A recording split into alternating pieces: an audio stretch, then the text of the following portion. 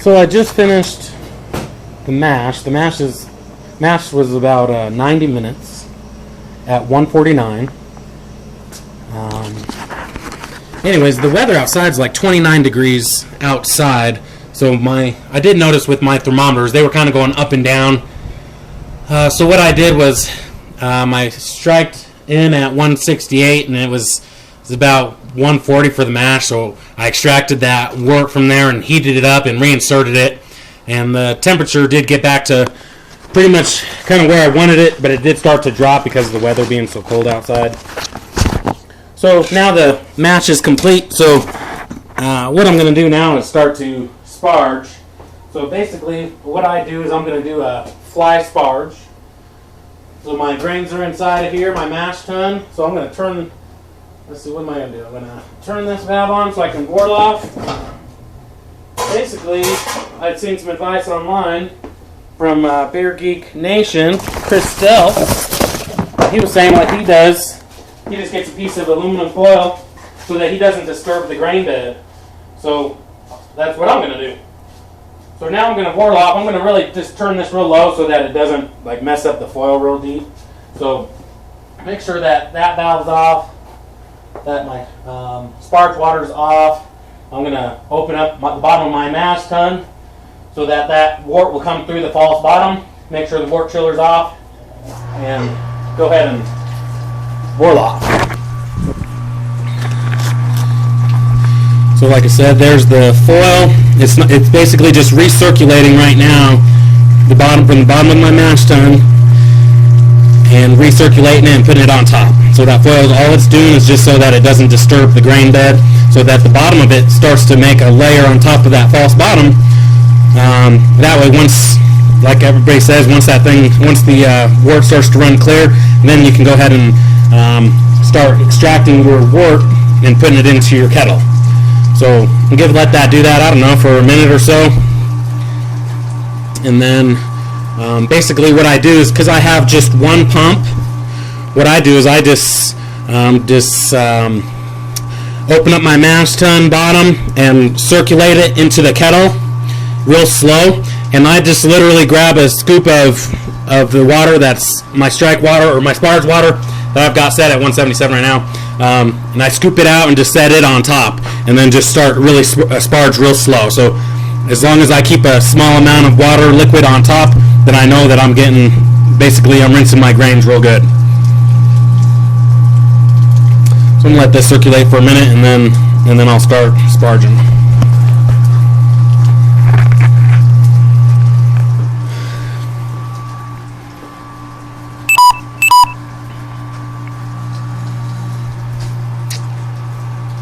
So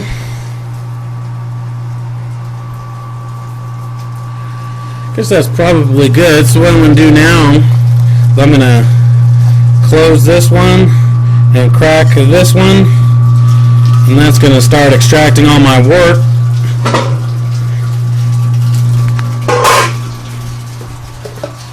Like I said, I'm just going to go real slow on my sparge.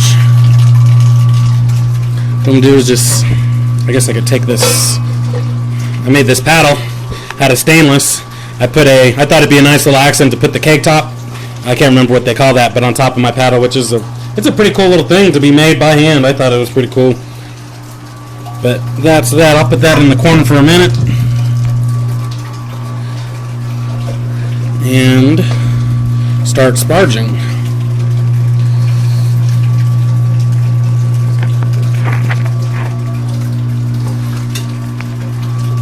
Like I said, this is referred to as a fly sparge, and all we're trying to do is just rinse all of the sugars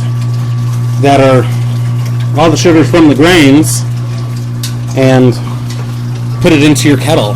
So as far as my setup goes, and if you have a 3-tier setup, this is the one time in the whole process where I use all 3 kegs. So that's why I figured it'd be worth making a video.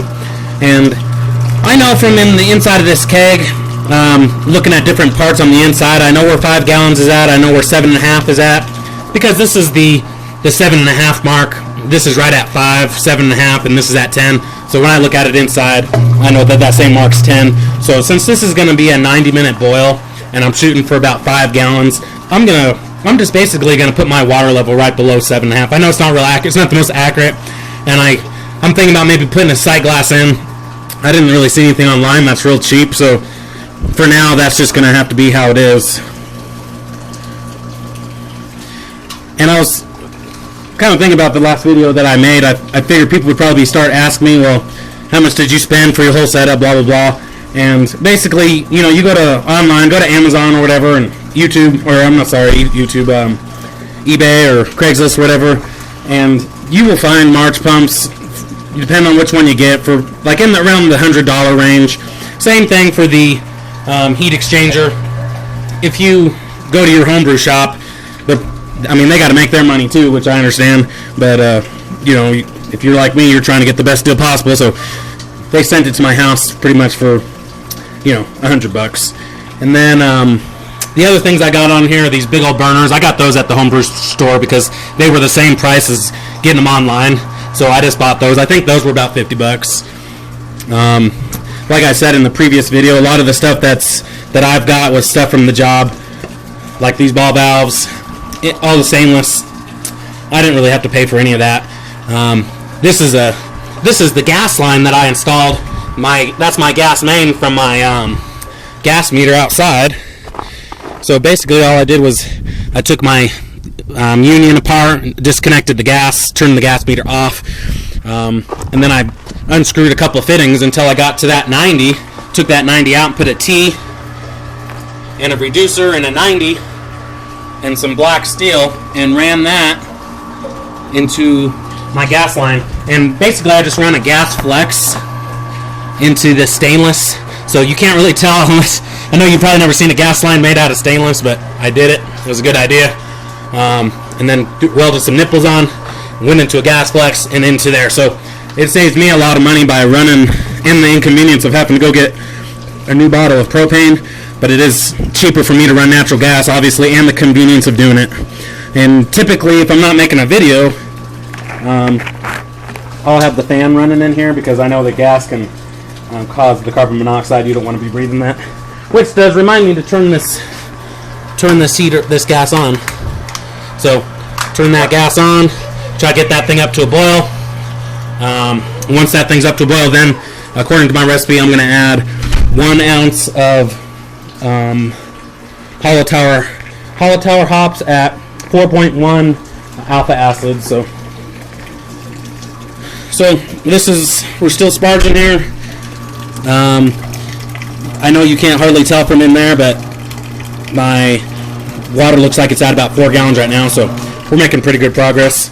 I still have a couple gallons in here, so once I can get my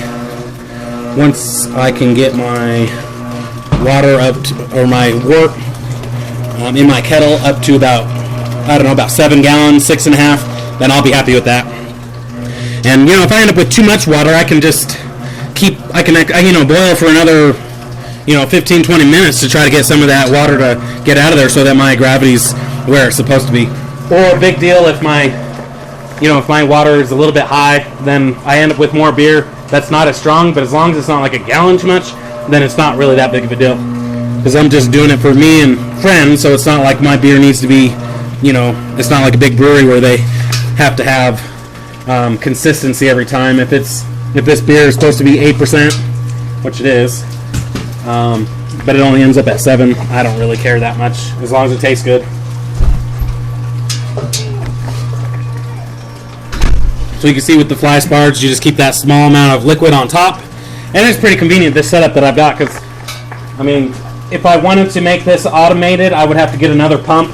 I tried to think of a way that I can basically run this so that I can just use one pump, so that I can sparge through and pump into the kettle at the same time, but nothing really came to me except for this, to basically go from my hot liquor tank manually by hand, and then come out of the mash tun and go into my kettle. So that's just what I do. So I guess that's the sparging process. Once you get up to your target number, then you're going to want to go ahead and get that thing up to a boil, add your hops, keep track of how long you've got your hops and any kind of special ingredients that you need to make. And then once you are to your target volume, then you can go ahead and chill it. And for me, chilling it's real easy. I talked about it in one of my videos where basically all I do is turn off all my valves except for this one here from my kettle and make sure I open up my heat exchanger, and it comes out of my heat exchanger right at 70 degrees, which is pitching temperature, so that's what I do. So I don't think I got anything else to say. So if you like the video, please press like, and if you want to share the video, please share. We'll see how big it can get.